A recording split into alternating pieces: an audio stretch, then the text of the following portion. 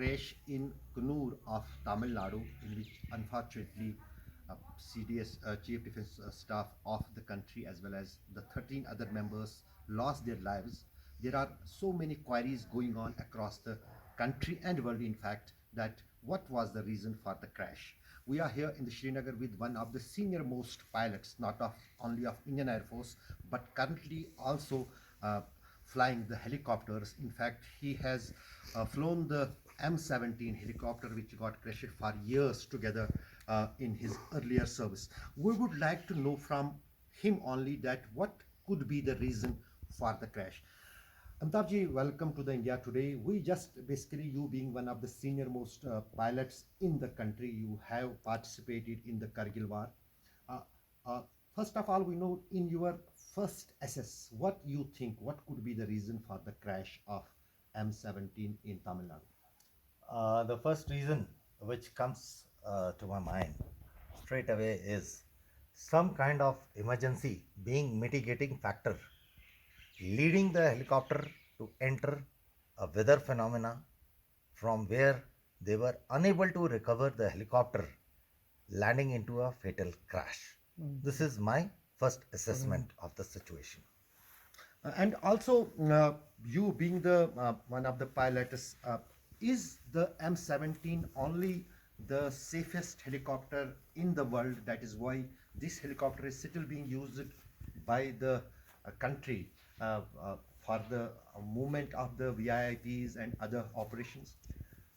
This helicopter, in its class, it's the best. There are some other helicopters of this class, one of them being Augusta Westland, and I had the privilege of flying that helicopter with the Royal Air Force. So I can vouch for it. This helicopter is at least 50% better than the Augusta Westland, which we have, because it has got more features.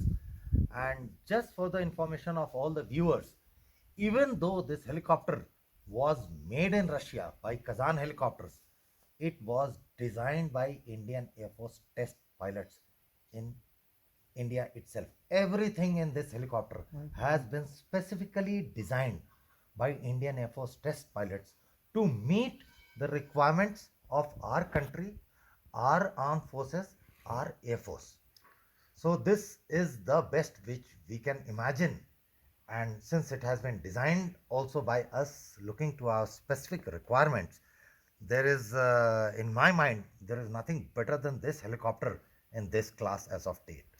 There are many questions being raised by the people who are dealing with the security and the helicopters, that mostly it is a double engine helicopter. If one engine fails, another can work for many hours, or in fact many kilometers. It can get landed on one engine also. So that is being that factor is being removed aside.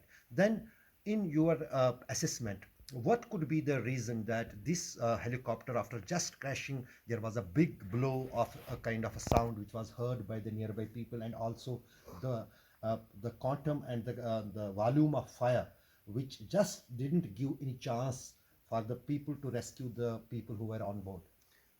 First of all, if a helicopter crashes, there is a difference between a precautionary landing, a post landing, and a crash.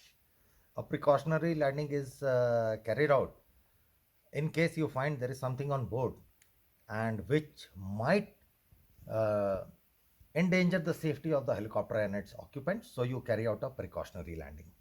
Second comes forced landing. Forced landing is something which will force you to land. So you are getting forced to land, but helicopter is still in your control and you can land it safely to a very large extent.